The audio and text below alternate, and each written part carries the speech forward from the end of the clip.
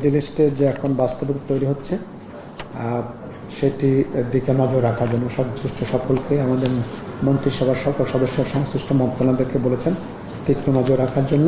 সম্ভাব্য পরিস্থিতি হতে পারে বিভিন্ন সেক্টরে যে ইম্প্যাক্ট করতে পারে সেটি যেন সংশ্লিষ্ট সেক্টর থেকে এক্সারসাইজ করে প্রস্তুত করে এবং ওটি মোকাবেলার জন্য যেন তারা পরিকল্পনা গ্রহণ করে প্রস্তুতি নেয়।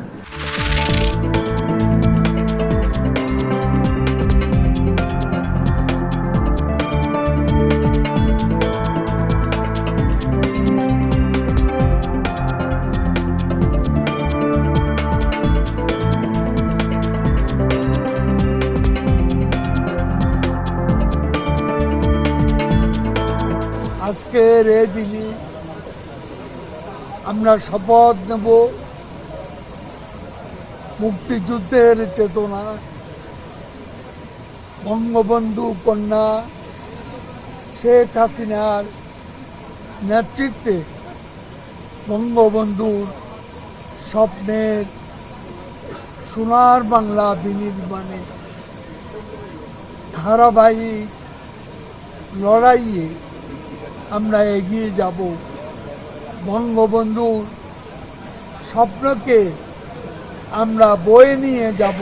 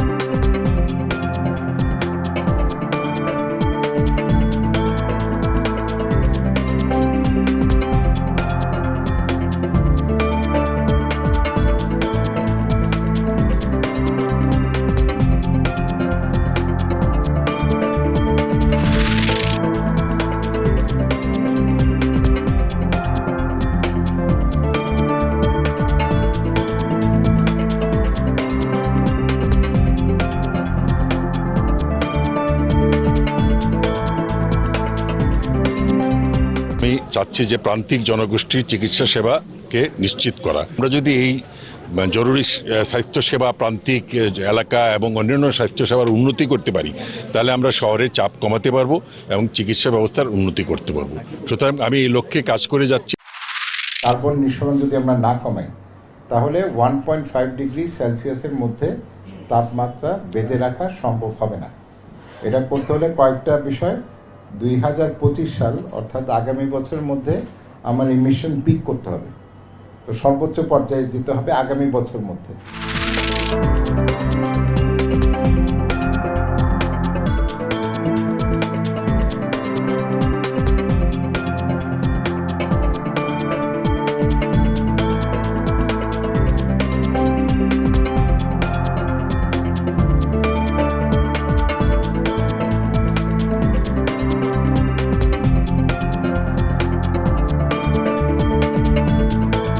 যেই শিশুরা খেলছে আমাদের এই গোল্ড কাপ টুর্নামেন্টগুলো, তাদের মধ্যে 22,22,000 শিশু অংশগ্রহণ করেছে। সামনের দিকেও আরও প্ল্যান আছে, 3,000 মাঠ আমরা প্রস্তুত করার জন্য, খেলার জন্য তৈরি করতে যাচ্ছি সামনের দিকে। এগুলো আমাদের পরিকল্পনায় আছে। একনিকের অপেক্ষায় আছে, আমরা একনিকের সামনের মিটিংটাতে যাচ্ছে, ওটা মিড ডে মিলটা।